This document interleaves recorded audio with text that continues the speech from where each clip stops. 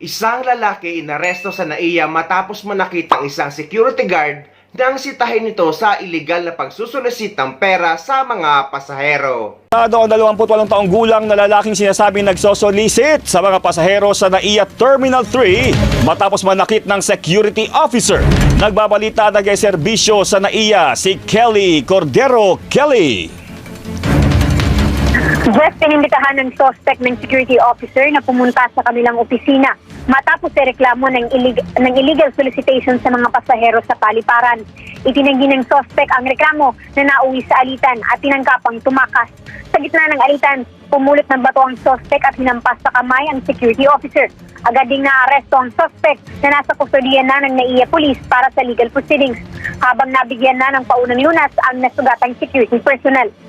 Actually, marami din tayong natatanggap ng mga reklamo ng mga pasahero at kapwa natin OFW na ang mga security guard daw ay kasabwat ng mga taxi driver. Dahil kapag tinanong mo sila kung may shuttle bus sa airport ay sasabihin nila ay wala. At may biglang lalapit na taxi driver at doon kayo ituturo at papasakayin. At pagdating nyo naman sa airport na pupuntahan nyo dahil karamihan sa mga nagbabahagi ay may mga airport transfer. Pagdating sa kabilang airport ay tatagain ng taxi driver sa pamasahe ang nasabing pasahero. Tulad ng naranasan at binahagi ng isang kababayan natin.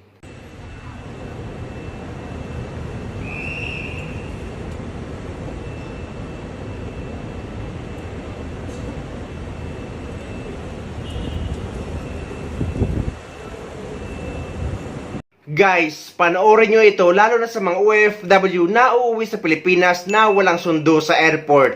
Dahil may isang kababayan tayo na nagbahagi ng karanasan ng kanyang matalik na kaibigan na alam naman natin na kapag umuwi tayo sa Pilipinas at kapag lapag natin sa airport ay medyo lutang pa tayo. Dahil sa pagod, problema sa pamilya at sa pinansyal. Lalo na't hindi naman lahat ng mga OFW na umuwi sa Pilipinas ay maraming dalang pera. Kaya titipirin mo talaga kung ilan lang or magkano ang daladala mo. At ayun na nga, naghihintay ang kababayan natin ng shuttle bus papunta sa Terminal 1 dahil meron siyang connecting flight.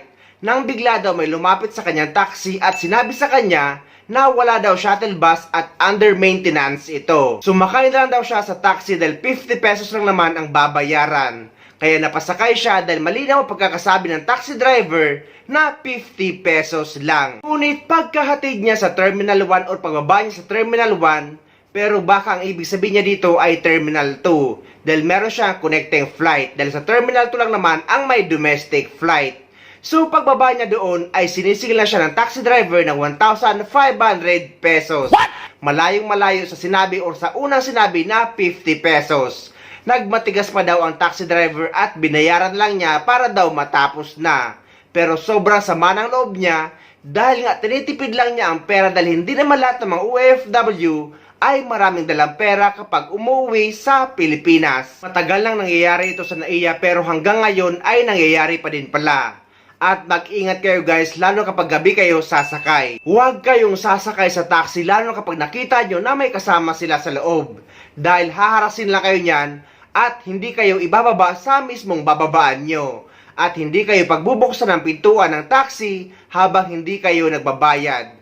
Kagaya sa naging karanasan ng isang kababayan nating OFW galing sa NAIA papunta sa Victory Liner sa Pasay City. Na alam naman nating napakalapit lang. Hindi, ipasok nyo. Hindi kuya, ipasok nyo. Eh na po ang Victory. O alam ko, dyan ang Victory. Ipasok nyo nga sa loob hanggang sa mismong main. Eh di na po po pwede. Di na nga po ang taxi. Eh no, nakikita niyo po. Manggagancho naman kayo. Pilipino na nga lang tayo pare-parehas. Tapos buksan nyo na nga rin ito. Eh, bayaran niyo po muna. Oo nga, buksan nyo muna ito. Ako lang bukas yan, ma'am. Wala problema, ma'am. Bayaran niyo po muna. Isitol ko na yung seat para ito mo tagal dito. Isa. Mga surbahe kayo. Iniwanan ko. Hindi kuya, ipatak nyo. Mga surbahe kayo Oh, kuya. Buksan nyo. Yung Cellphone wallet, pacheck ko.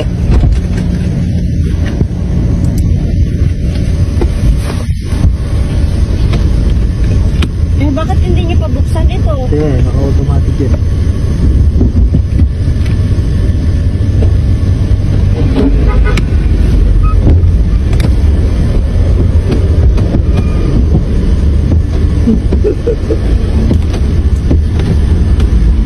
Kaya tol? Oo, ba yan? Cellphone wallet, magic po.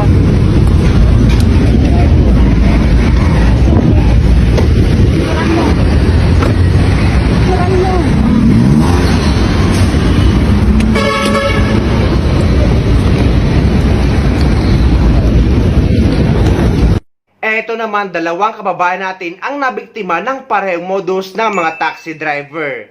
Galing na iya papunta sa Cubao.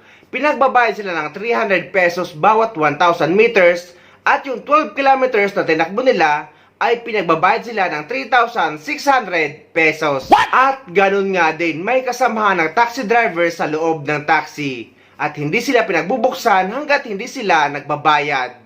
Ano pa ho, ipapamasahin namin papunta doon. Kahit yung 10 kilometers na lang po bayaran niya, sige po. Kasi yung sa akin po mapapacharge po yan. 10 kilometers magkano yun? 300, di ba? At 300 po every 1,000 meters. Sige po, konting bilis lang po, bawal po tayo muna. Diretso nyo Kuya, lang sa ako terminal nyo kami ibaba. Sige, babaan nyo ako sa terminal. Mas mapapalaki po Ay, kayo. di mo mapalaki, sige ho. Diretso nyo kami ron. Dito nga lang po, hindi niyo po mabayaran po. Hindi, babayaran namin. Sige po, pagkat, basta po yung Opo, sige po. Sige po. Hindi kasi. Hindi po, mami, ba po yung ano niyo po, mami. Sige po, Bayaran niyo diretso. muna yung 12 kilometers. Sige po, basta diretso na nyo lang po po, doon. magkasundo po tayo. ano Sige po. Yung 12 kilometers po, stop ko na po ito, tapos didiretso ko po kayo sa... Magkano yung 12 kilometers? Bali, ano po yan? 3,600 po. Grabe. 3,600? Sa, 3,600? Opo, 1,000 meters, 1 kilometer. yung sa airport nga, 650 hanggang ano eh. Terminal, Hanggang terminal po eh. yun. Grabe. Sige, diretso nyo po doon. Sige, stop na muna natin, ha? Diretso nyo po ron. Kuha na natin yung bayad para pagbabayad. Hindi ko pwedeng kunin yung bayad. Doon na ako sa may bababa. Napakalaki naman. Ano ba ito po? Diretso yung po niyo pa, sir. Kaya naman ako, imbes na magkausap kayo naman, masyado kayo po na.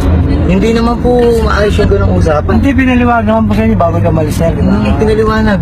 Ano yung ibabayad namin sa ganong kalaki? Ang baon po namin 500 lang po ibaw namin. General po yan, sir. Pinaliwanag po sa inyo bago ka malis.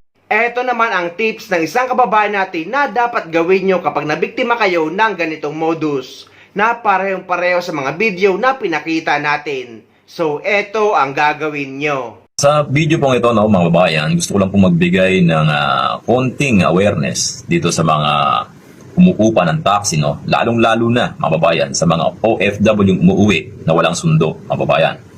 Diyan po sa loob ng NAIA, meron po dyan na organized taxi, mga babayan, ano? At may prangkisa at monitored po yan sila, ano?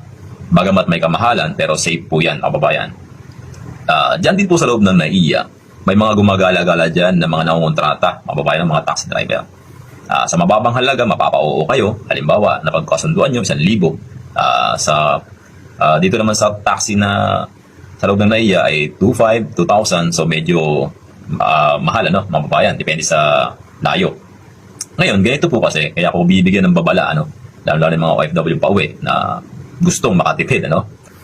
Ganito lang kasi mga babayan, ano, kapag nagkasundo na kayo, halimbawa 1,000, okay, dalawa kayo, kaya isa lang, solo lang kayo, kunyari 1,000. Bago po yan umalis yung taxi na yan, meron na po yung kasama sa loob ng sasakyan, mga babayan, ano, isang driver at saka yung kasama niya.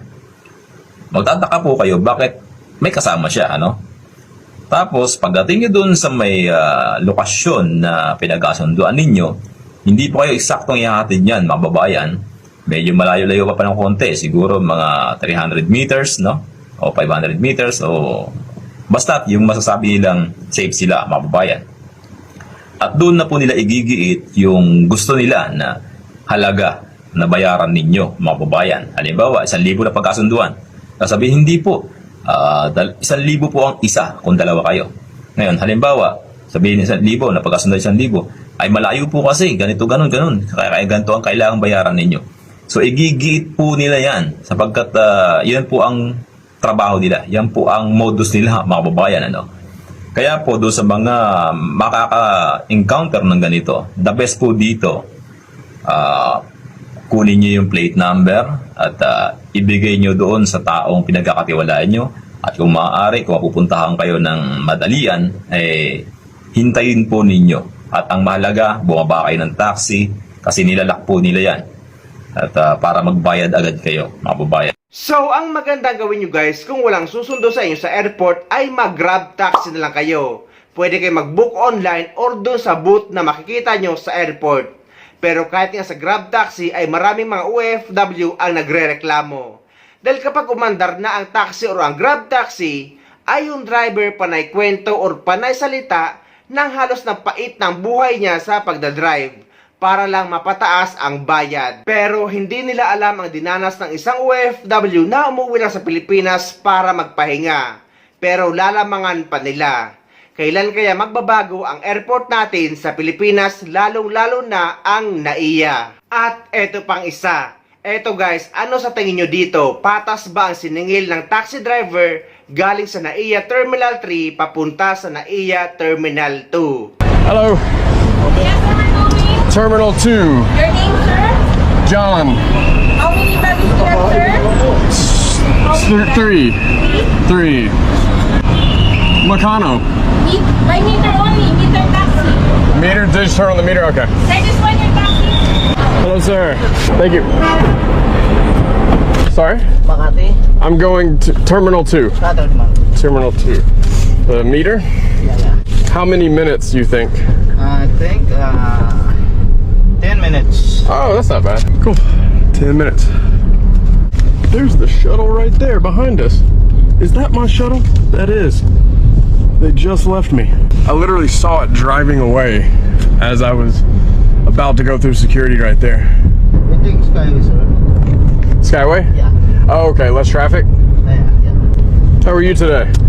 Okay. Okay. Maganda umaga. New beginning. We pay here, sir, 45 pesos. 45 pesos? Okay. Yeah. Thank you. What do you call this road? Skyway. The Skyway? NAIA Expressway. So it's faster and it's 45 pesos. Definitely worth it. Not a lot of traffic. Yeah, that was fast. That's not bad. How much did you say? 598. 598? Okay, Yeah. there you go. All right, thank you, sir. Thank you. That's expensive for a 15-minute taxi ride, right? Ang masasabi ko na lang talaga ay NAIA lang ang sakalam. Malakas sa kalokohan.